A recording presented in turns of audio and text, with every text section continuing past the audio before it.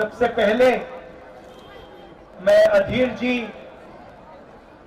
और बंगाल की जनता, बंगाल के हमारे कार्यकर्ताओं का दिल से धन्यवाद करना चाहता हूं कि पिछले 2-3 दिनों में आपने यात्रा को इतना सफल बनाया, इतनी ऊर्जा, इतनी शक्ति, इतनी मोहब्बत आपने हमारी यात्रा में डाली। धन्यवाद अधीर जी।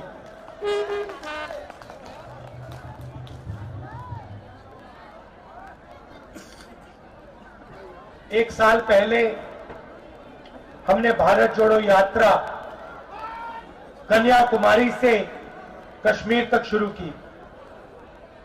यात्रा का लक्ष्य जो आरएसएस और बीजेपी के लोगों ने देश में नफरत और हिंसा फैला रखी है, उसके खिलाफ खड़ा होना और उनकी विचारधारा के सामने हमारी विचारधारा, मोहब्बत की विचारधारा, भाईचारे की विचारधारा रखने की थी। यात्रा में एक लाइन में हमारी पूरी की पूरी सोच, एक लाइन में, एक नारे में यात्रा से निकली। नफरत के बाजार में मोहब्बत की दुकान खोलनी है और जहां भी ये नफरत का बाजार खोलते हैं वहां कांग्रेस पार्टी, हमारे अलायंस पार्टनर मोहब्बत की दुकान खोल देते हैं। इस यात्रा में हमने न्याय शब्द भी जोड़ा। पिछले साल काफी लोगों ने हमें कहा कि कन्याकुमारी से कश्मीर आप चल लिए, बंगाल, मणिपुर, नागालैंड, अरुणाचल, झारखंड, छत्तीसगढ़, उड़ीसा, इन प्रदेशों का क्या होगा? बहुत सारे लोगों ने कहा कि आपको दूसरी यात्रा भी करनी चाहिए, झारखंड में से निकलना चाहिए, बंगाल, उड़ीसा, बाकी स्टेट्स में से भी निकलना चाहिए। तो इसलिए हमने दूसरी भारत जोड़ो यात्रा शुरू की और इसमें, जैसे मैंने कहा, हमने न्याय शब्द जोड़ दिया, क्योंकि हिंदुस्तान में आज करोड़ों लोगों के साथ अन्याय हो रहा है। यहां पे हजारों युवा हैं। आप चाहो भी तो नरेंद्र मोदी के हिंदुस्तान में आपको रोजगार नहीं मिल सकता। सही बात है, गलत बात है? ठीक से बोलो, सही है? दिल्ली तक सुनाई देना चाहिए। क्यों? क्योंकि नरेंद्र मोदी ने नोटबंदी की,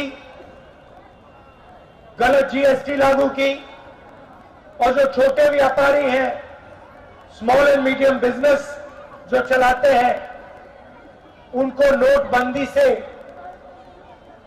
जीएसटी से उनको खत्म कर दिया।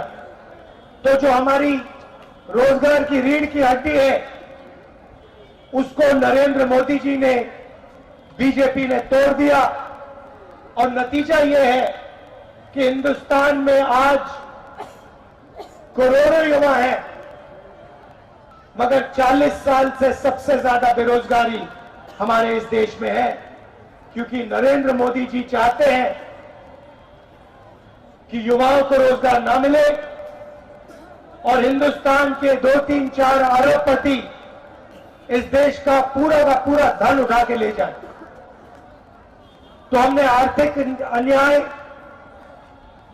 सामाजिक अन्याय, किसानों के खिलाफ अन्याय, आदिवासियों के खिलाफ अन्याय, इन चीजों के बारे में हम यात्रा में आपसे बातचीत करना चाहते हैं और आपके दिल में जो है, जो आपका दर्द है, इस यात्रा के माध्यम से हम देश के सामने इसको रखना चाहते हैं। आने वाले दिनों में हम आपके बीच आएंगे, आपसे बातचीत करेंगे, युवाओं से, किसानों से, मजदूरों से, आदिवासी भाइयों बहनों से आपकी बात 6-7 घंटे हम सुनेंगे और अंत में जैसे आज 15-20 मिनट का हम भाषण करेंगे। हम आपकी मन की बात सुनना चाहते हैं, आपकी मन की बात समझना चाहते हैं।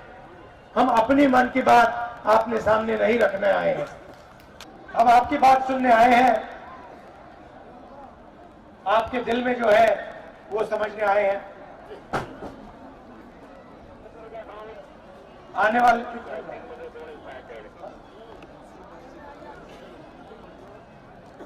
तो ये मेरा आपके लिए मैसेज था। आने वाले दिनों में आप हमारे साथ चलिए, यात्रा में शामिल होइए और जैसे मैंने कहा, नफरत के बाजार में मोहब्बत की दुकान खोलिए। आखिरी बात मैं कहना चाहता हूं, आपने देखा कि आपने जो सरकार चुनी थी,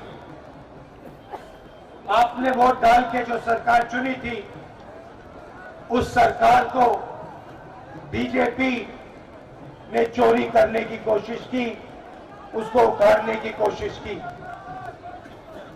और मैं खुशी से कह रहा हूं कि उनकी जो साजिश थी, उनके खिलाफ हम सब खड़े हो गए और आज यहां हमारे चीफ मिनिस्टर साहब नए इलेक्ट होके आए हैं। लड़ाई विचारधारा की है, उनके पास धन है, सारी की सारी एजेंसीज हैं, जितना दबाव डालने की कोशिश कर सकते हैं वो करें, हमें कोई फर्क नहीं पड़ता। हम बीजेपी से, आरएसएस से डरने वाले नहीं हैं।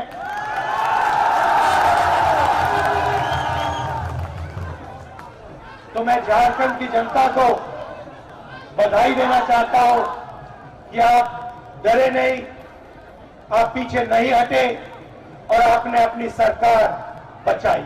धन्यवाद। जय हिंद। न्याय का हक मिलने तक।